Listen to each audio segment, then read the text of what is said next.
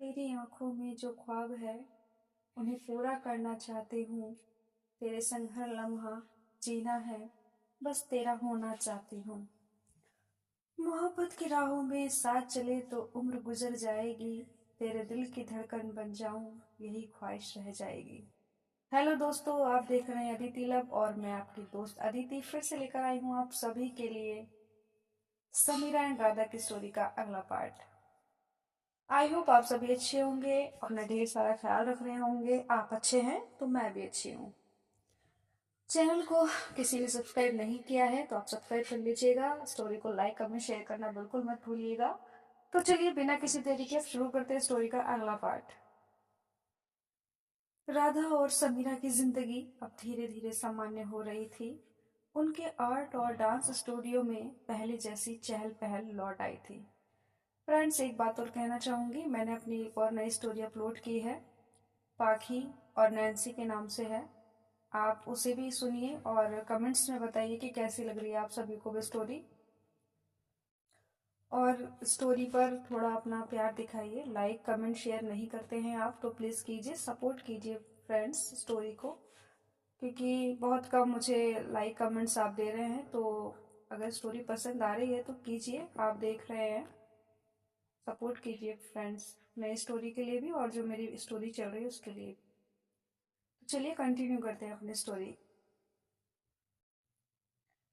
राधा और समीरा की जिंदगी अब धीरे धीरे सामान्य हो रही थी।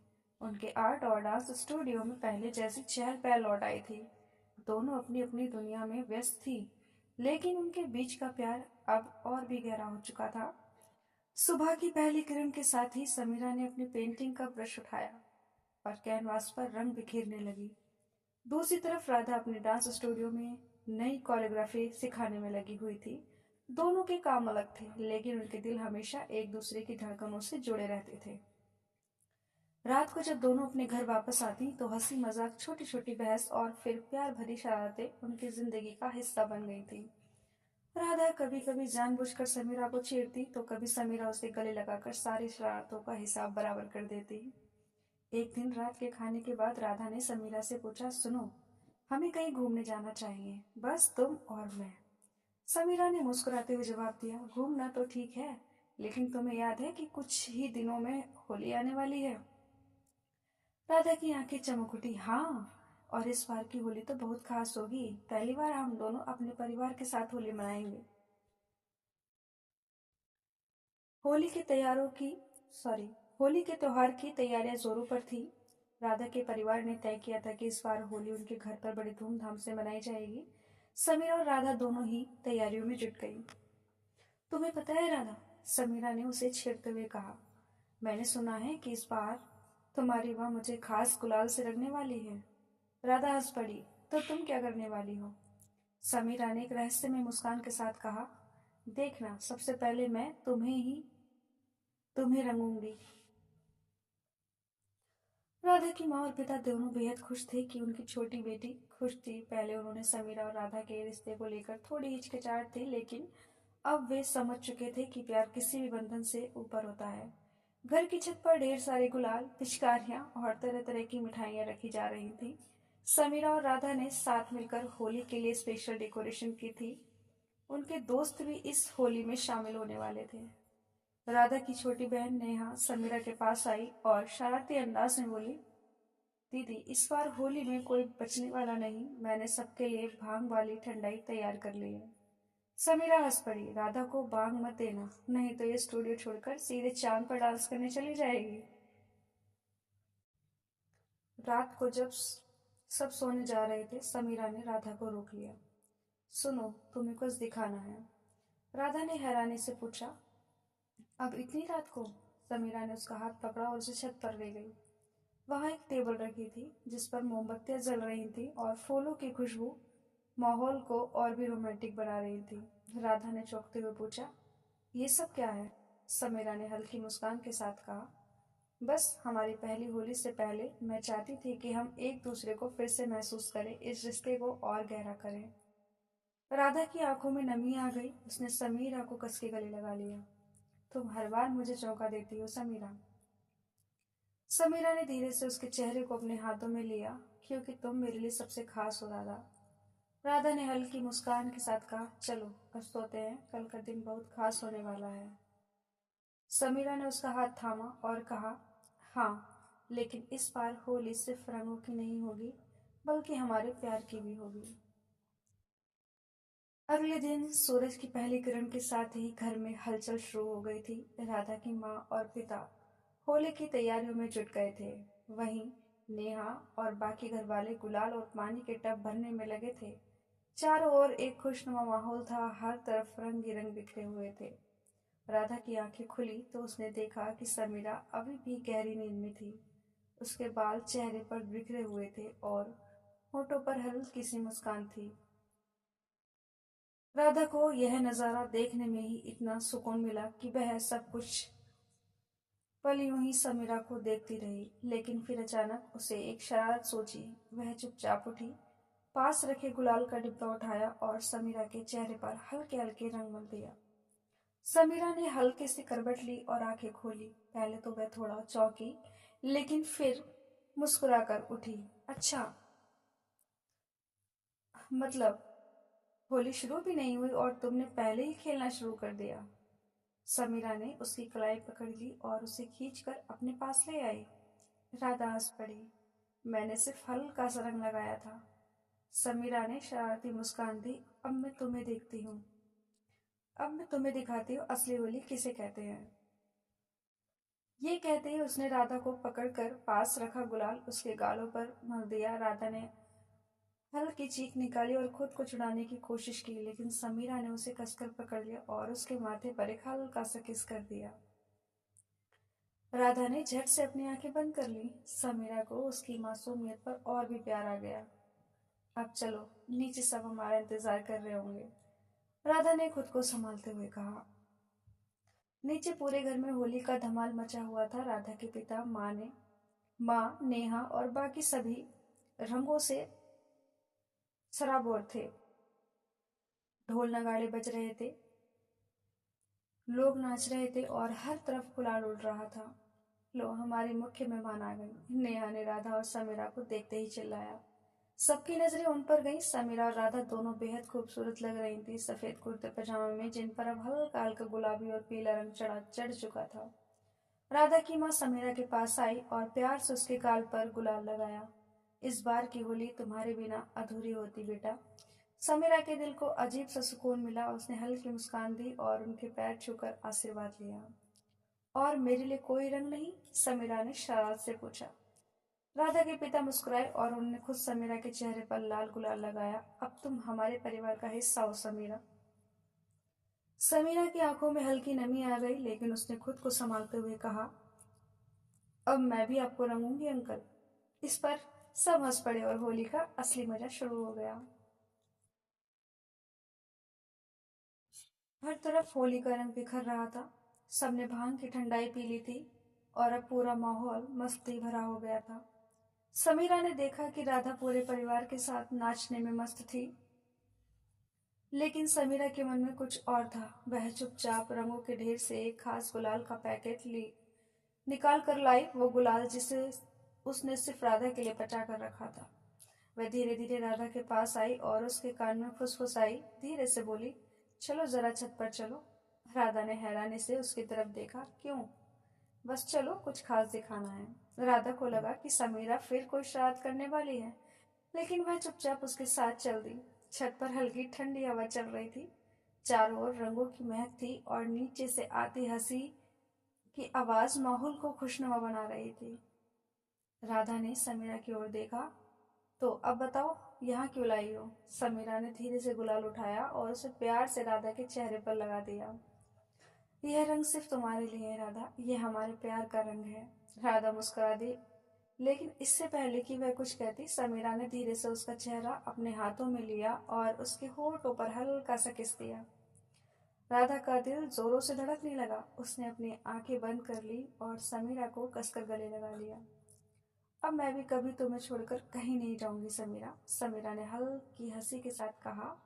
और अगर गई भी तो मैं तुम्हें ढूंढकर वापस ले आऊंगी। उन दोनों के बीच की दूरियां अब पूरी तरह मिट चुकी थी। रंगों के इस त्योहार ने उनके रिश्ते को और भी गहरा कर दिया था।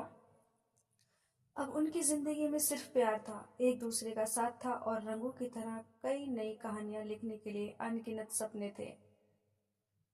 अगली सुबह सूरज की पहली किरण खिड़की से झांक रही थी। कमरे में हल्की गुलाबी रोशनी फैल रही थी, जैसे पिछली रात के होली के रंग अभी भी हवा में घुले हुए हों।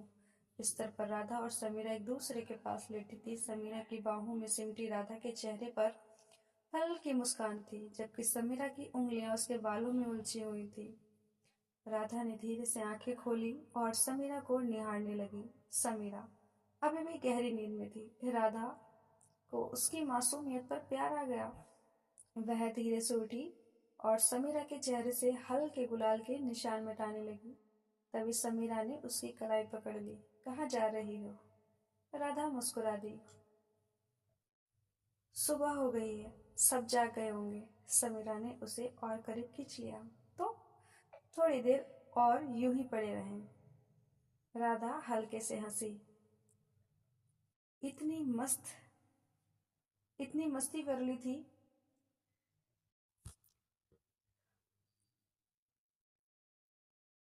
इतनी मस्ती कर ली, अब उठो, वरना सब आकर हमें जगाएंगे।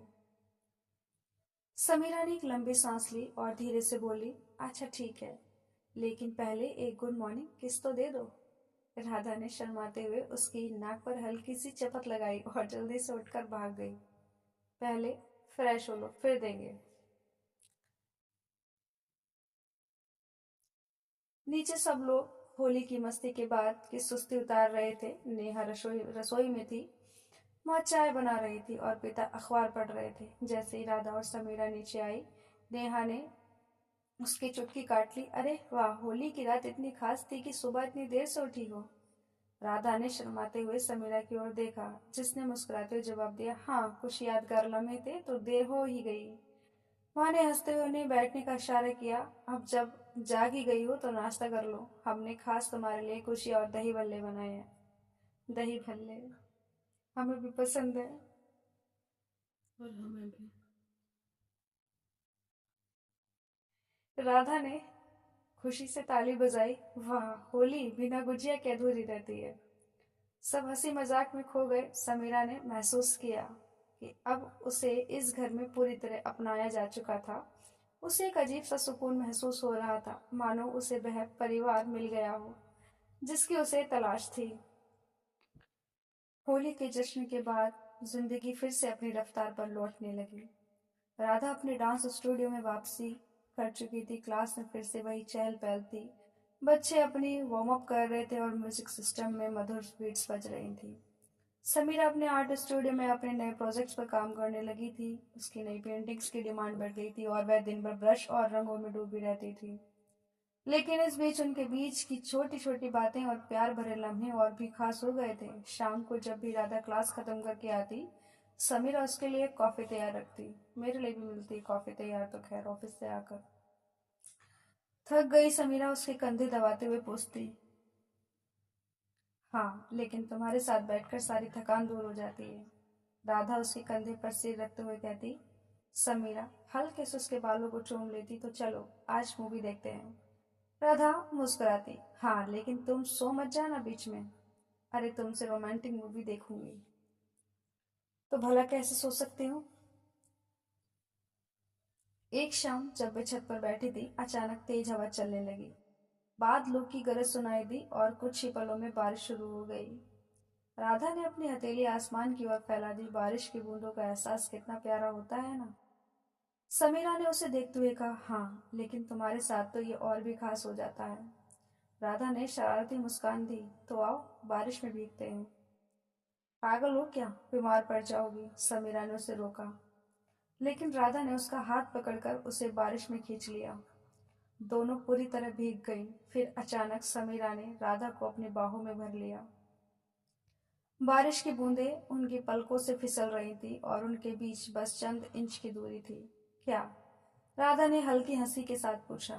कुछ नहीं, बस तुम्हें इस तरह देखना अच्छा लग रहा है, समीरा ने धीरे से कहा। राधा ने समीरा की उंगलियां अपने हाथों में लपेट ली। मैं चाहती हूँ कि हर लम्हा तुम्हारे साथ इसी तरह बीते, उसने धीमे से कहा। समीरा ने हल्के से उसकी चिन उठाई और उसे अपने करीब खींच लिया। बारिश के बीच उनका पहला गहरा किस हुआ, नरम, कोमल और बेइंतहा प्यार से भरा हुआ। वो रात, वो बारिश, वो एहसास, सब उनकी जिंदगी की सबसे खूबसूरत यादों में शामिल हो गए।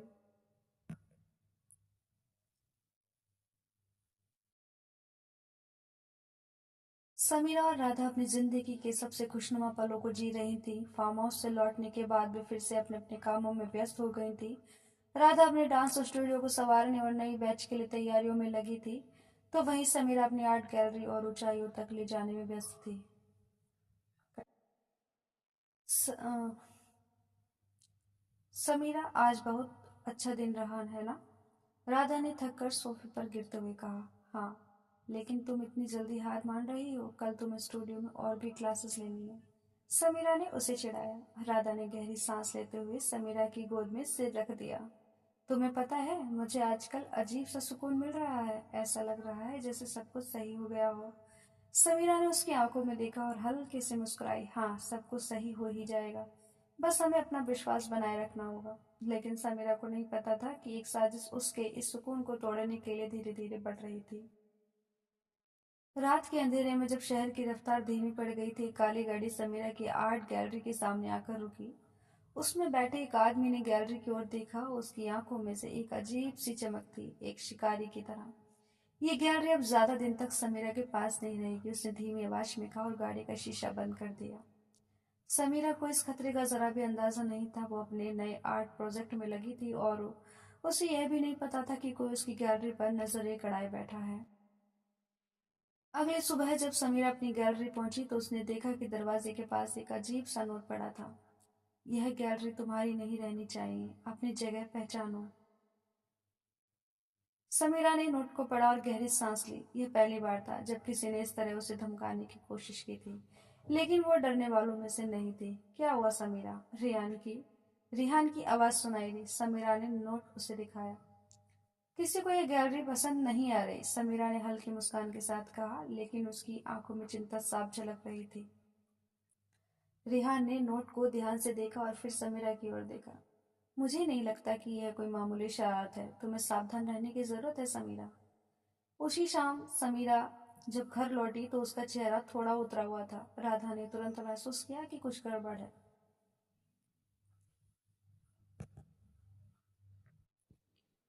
क्या हुआ? उसने समीरा के पास बैठते हुए पूछा। समीरा ने हल्की मुस्कान दी। कुछ नहीं, बस थोड़ा सा थक गई हूँ।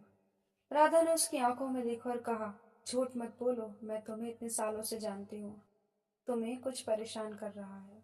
समीरा ने एक पल के लिए सोचा कि उसे राधा को सच बताना चाहिए या नहीं, लेकिन वो नहीं चाहती थी कि राधा बेवजह परेशान हो। बस काम का तनाव है, उसने धीरे से कहा और राधा को अपनी बाहों में समेट लिया। राधा ने कुछ देर उसे महसूस किया और फिर उसकी सांसों की तेजी को पकड़ लिया। अगर कुछ भी परेशानी हो तो मुझे जरूर बताना, समीरा ने उसकी पीठ पर हाथ फेरते हुए कहा। हमेशा। लेकिन इस बार समीरा ने जो बात छुपाई थी वो एक बड़े तूफान का इशारा कर रही थी। क्या वो इस रहस्यमय अजनबी का सामना कर पाएगी? तो फ्रेंड्स, कमेंट में बताइएगा कि क्या होगा आगे। कौन है वो शख्स जो जिसकी नजरें समीरा की आर्ट गैलरी पर थी। कहानी को अभी यही रोकते हैं, तब तक आप इसे एंजॉय कीजिए, लाइक कीजिए, कमेंट कीजिए, शेयर कीजिए। चैनल को सब्सक्राइब नहीं किया है तो कर लीजिएगा। जल्दी मिलेंगे कहानी के अगले पार्ट के साथ। तब तक अपना ख्याल रखिए, अपनों का ख्याल रखिए। Bye bye, take care. और हाँ फ्रेंड्स, एक और बात, जो न्यू स्टोरी आई है पाकी एंड नैन्सी की, उसे ज़रूर देखिएगा और अपनी राय कमेंट में ज़रूर दीजिएगा कि ऐसी लग रही है वो स्टोरी, और पसंद आए तो अपने दोस्तों के साथ शेयर ज़रूर कीजिएगा।